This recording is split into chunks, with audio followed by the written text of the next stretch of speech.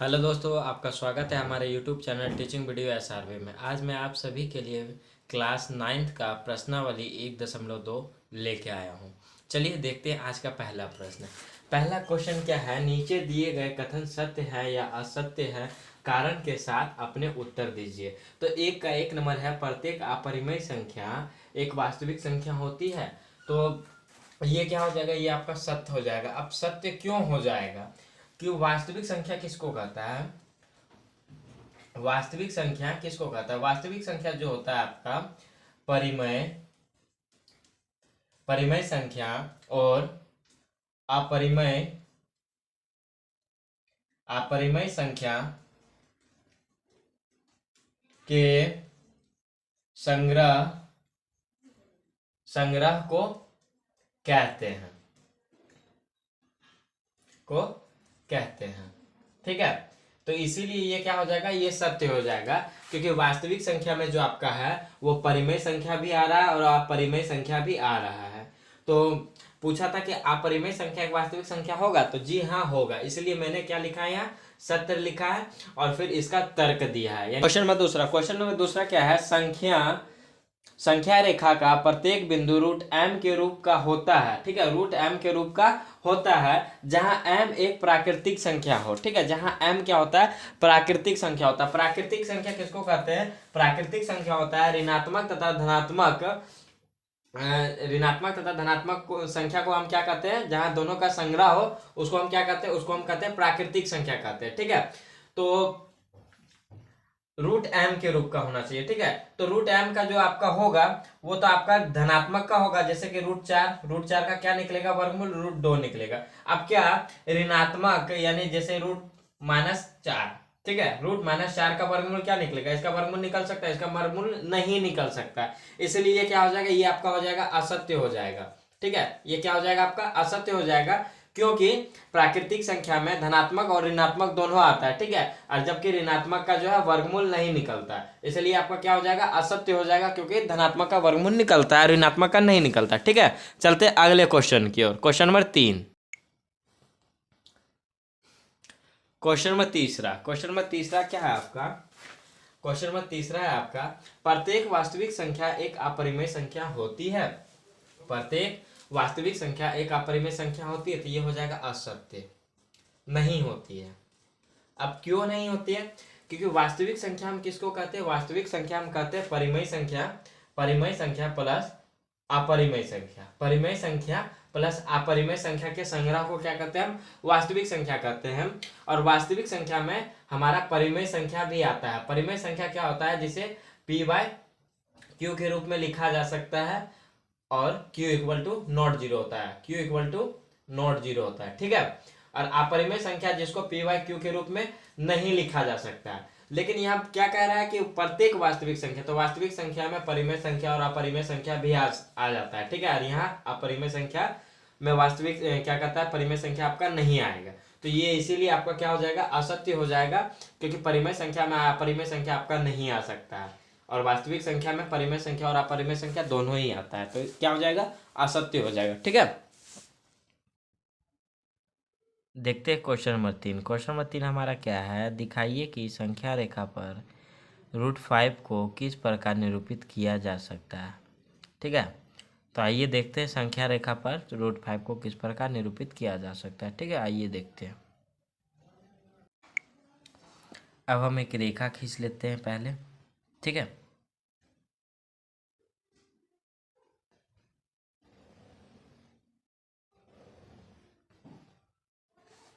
ये हमारा रेखा है। ठीक है, ये हमारा मूल बिंदु है जो कि हमारा 0 है। ठीक है, 1 2 3, 1 2 3, -1, -2, -3। ठीक है, अब हम मूल बिंदु से 2 इकाई लेंगे। ठीक है, मूल बिंदु से क्या लेंगे, 2 इकाई लेंगे, तो 2 इकाई कहाँ आएगा, यहाँ आएगा। ठीक है, अब यहाँ हम क्या करेंगे, 90 डिग्री का कोण बनाएंगे। क्या करेंगे, यहाँ हम 90 डिग्री का कोण बनाएंगे, तो हम चांद से नाप लेते हैं। ठीक है,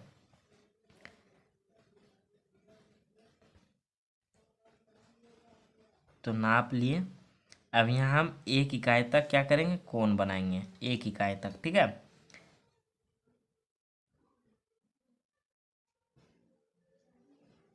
यानी 4 से 5, ठीक है। ये हमारा देखिए कि यहाँ से जो हो गया ये ए हो गया, ये हमारा बी हो गया। अब हम क्या करेंगे, ये हमारा सी हो गया। अब सी को हम क्या करेंगे, सी को हम बिंदु ए में मिला देंगे, ठीक है। तो यहाँ कितना आ गया, यहाँ 2 इकाई, यहाँ 1 इकाई। तो पाइथागोरस परिमेय अगर हम लगाएंगे तो पाइथागोरस परिमेय से ये हमारा क्या हो जाएगा, √5 हो जाएगा। क्या हो जाएगा, √5 हो जाएगा, ठीक है।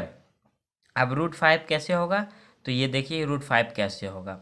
तो हमको निकालना क्या है, हमको निकालना है कर्ण।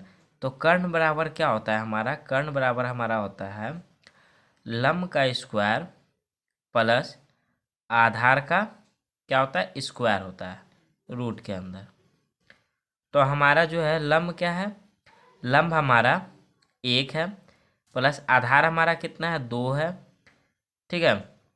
अब दोनों का स्क्वायर करेंगे तो 1 का स्क्वायर 1 होगा प्लस 2 का स्क्वायर क्या होगा, 4 होगा। तो ये √5 आ गया, ठीक है। तो ये हमारा क्या हो गया, √5 हो गया, ठीक। अब ये ए और सी को हमने मिला लिया, कितना आया, √5 आया।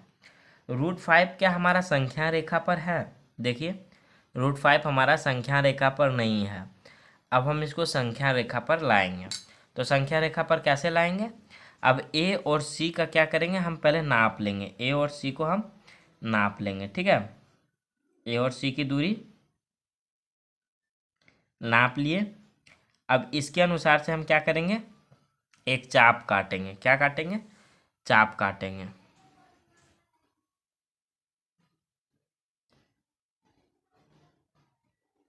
ये जो हमारा चाप जो कटा है यही है √5 है। क्या है, √5।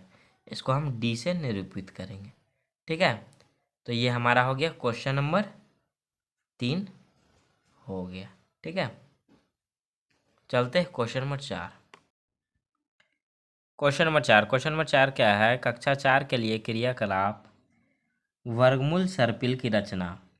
कागज की एक बड़ी शीट लीजिए और नीचे दी गई विधा से वर्गमूल सर्पिल स्क्वायर रूट स्प्रिल की रचना कीजिए। सबसे पहले एक बिंदु ओ लीजिए और एकक लंबाई का रेखाखंड OP खींचिए। एकक लंबाई वाले OP1 पर लंब रेखाखंड P1 P2 खींचिए।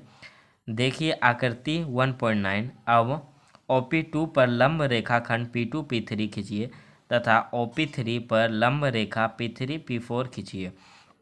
इस प्रकार को जारी करते हुए OPN-1 पर एकक लंबाई वाला लंब रेखाखंड खींचकर आप रेखाखंड PN-1 PN प्राप्त कर सकते हैं। इस प्रकार पर बिंदु OP1 P2 P3 dot dot PN प्राप्त कर सकते हैं, यानी अनंत तक प्राप्त कर लेंगे और उन्हें मिलाकर √2 √3 √4 को दर्शाने वाला एक सुंदर स्प्रिल प्राप्त कर लेंगे, ठीक है। इतना कहा गया है।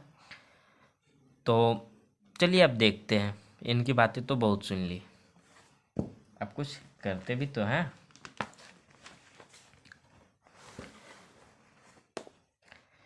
तो ये आ गया हमारा कॉपी,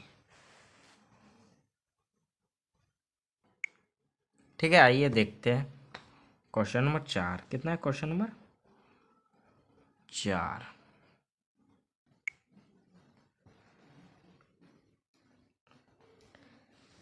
पहले क्या करना है हमको, पहले OP एक रेखा खींचना है, ठीक है।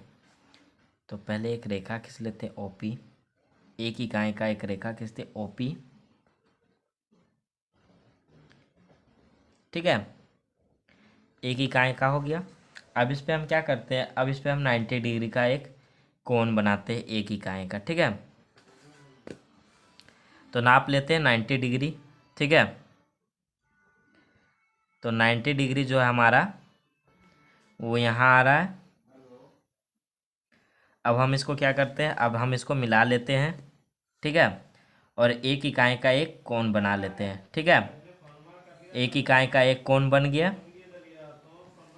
ये 90 डिग्री का कोण है, ठीक है। अब इसको क्या करना है, ये हो गया हमारा O, ये हो गया P, ये हमारा हो गया P1। अब हम इसको क्या करना है, OP को मिला देना है, ठीक है। OP को मिला देते हैं, आप लोग और अच्छा से कीजिएगा। ये हमारा OP मिल गया, तो ये हमारा क्या बना, ये हमारा √2 बना है, ठीक है। ये हमारा क्या हो गया, √2 हो गया। अब हम क्या करेंगे, फिर से एक 90 डिग्री का कोण खींचेंगे। क्या करेंगे, फिर से एक 90 डिग्री का एक कोण खींचेंगे, ठीक है। तो ये हमारा फिर से मिल गया। थोड़ा नीचे कर लेते हैं। ये हमारा 90 डिग्री का कोण एक खींचना है, ठीक है। आइए मिलाते हैं, मिलाते हैं। ये एक इकाई का फिर से हमने खींच लिया। अब हमको क्या करना है, अब हमको इसमें मिला देना है। क्या करना है, इसमें मिला देना है। तो ये हमारा मिल गया, ठीक है। ये हमारा क्या हो गया, ये हमारा P2 हो गया। ये हमारा फिर से 90 डिग्री का कोण बना है। तो ये हमारा कितना हो गया, ये हमारा √3 हो गया। कितना हो गया, √3 हो गया। फिर से हम 90 डिग्री का एक कोण खींचते हैं, ठीक है। तो 90 डिग्री का कोण खींचते हैं, तो ये हमारा यहाँ आ रहा है। फिर मिला लेते हैं हम एक इकाई का, फिर से इसी तरह कर करके एक इकाई का हमको खींचते जाना है, ठीक है, ठीक है, ठीक है। मिला लेते हैं। ये हमारा क्या हो गया, ये हमारा हो गया P3 हो गया, ठीक है। अब इसको क्या करना है, इसको फिर से हमको इसमें मिला लेना है, ठीक है। तो ये हमारा कितना बन जाएगा, ये हमारा बन जाएगा √4 बन जाएगा। क्या हो जाएगा, √4। तो चलिए हम लिखते जाते हैं, ठीक है। क्या करते हैं, लिखते जाते हैं। OP हमारा कितना है, OP हमारा 1 है, ठीक है। अब मेरा क्या है, अब हमारा है OP1। OP1 हमारा कितना है, OP1 हमारा √2 है। OP3 हमारा कितना है, OP3 हमारा OP3 हमारा कितना है, OP2 हमारा कितना है, √3 है। OP3 हमारा कितना है, OP3 हमारा √4 है, ठीक है। OP3 हमारा कितना है, √4 है। फिर से हमको क्या करना है, 90 डिग्री का फिर से एक कोण खींच लेना है 90 डिग्री का। ये कोण हमारा कहाँ आता है, ये कोण हमारा यहाँ आता है, ठीक है। अब हमको क्या करना है, फिर से एक यूनिट हमको क्या करना है, मिला लेना है एक यूनिट। इसी तरह कर करके हमको क्या करना है, मिलाते जाना है।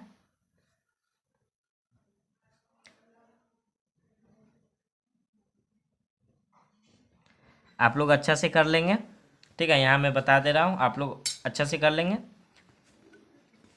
फिर हमको क्या करना है, यहाँ जो है, यहाँ फिर से हमको मिला देना है इसमें। फिर से हमको क्या करना है, 90 डिग्री का खींचना है, ठीक है। फिर से हमको 90 डिग्री का खींचना है,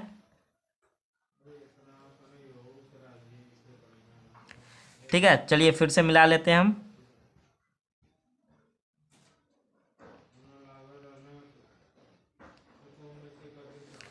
ठीक है।